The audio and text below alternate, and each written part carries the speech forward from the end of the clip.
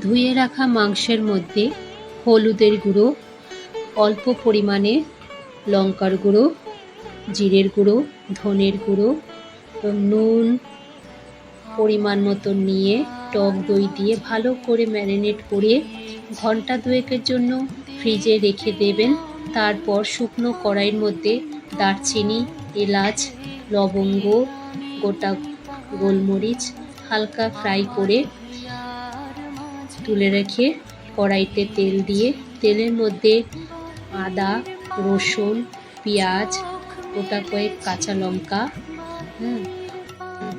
আর tomato এগুলো fry করে তুলে রেখে একটা পেস্ট তৈরি করে আমরা কড়াইতে তেল দিয়ে তেলের মধ্যে একটা পেঁয়াজ ফোড়ন দিয়ে ম্যারিনেট করে রাখা চিকেন ঢেলে দিয়ে যতক্ষণ না জলটা শুকাচ্ছে ততক্ষণ কড়াইতে নাড়াচাড়া করব। কড়াইতে নাড়াচাড়া করতে করতে জলটা যখন শুকিয়ে যাবে আমরা পেস্ট করে রাখা মশলা সব ঢেলে দিয়ে কিছুক্ষণ নাড়াচাড়া করব। 10 থেকে 15 মিনিট আঁচ কমিয়ে ঢাকা দিয়ে রেখে দেব।